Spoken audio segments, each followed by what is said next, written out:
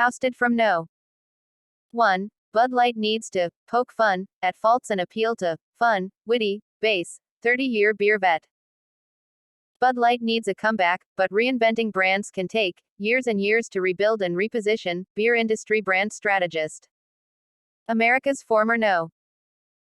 1 beer giant will need a strong comeback campaign that's true to their message of being a beer for all but pokes fun of their faults to appeal to their base as their sales have continued to plummet, a 30-year beer industry brand strategist told Fox News. If I'm Bud Light, I'm going back to what worked, and that's the brand positioning and DNA, Ethan Stienstra, founder of Ahead of the Curve Strategy and the E-Premise Group, said. It's funny, it's witty, maybe a little sophomoric, but that's their base, which they've alienated. They need to come back strong with something. I would poke fun at myself and say I'm wrong, he said. Everyone loves somebody that's self-depreciating. Bud Light's parent company Anheuser-Busch has faced major sales hits following the beer giant's partnership with transgender activist Dylan Mulvaney that sparked harsh backlash and sent the company's market value plummeting by over $35 billion. In response, Anheuser-Busch's CEO Brendan Whitworth released a statement telling consumers, "We hear you," on June 15, which included 3 important actions to move the company forward, but no apology to their customers. To all our valued consumers, we hear you, Whitworth said. You can look forward to Bud Light reinforcing what you've always loved about our brand, that it's easy to drink and easy to enjoy. As we move forward, we will focus on what we do best, brewing great beer and earning our place in moments that matter to you, the statement read.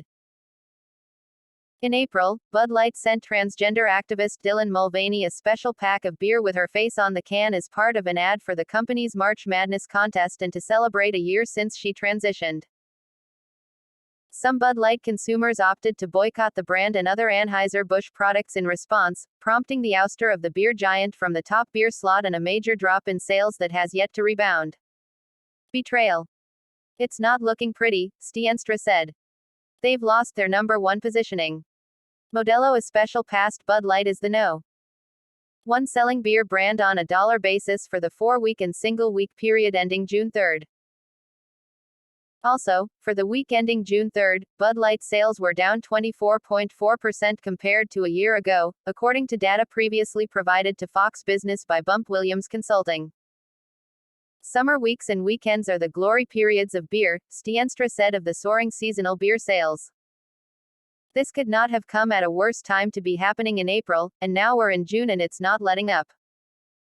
While Bud Light's sales have plummeted, its competitors' sales are surging.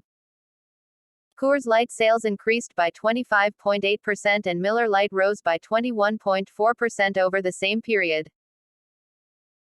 Stienstra, who's worked in the beer industry over 30 years and was involved in partnerships with Anheuser-Busch in the past, told Fox News the Bud Light marketing team's missteps were in their response to the initial backlash from the Mulvaney partnership. To me, the misstep wasn't Dylan Mulvaney that caused the quagmire, Stienstra said.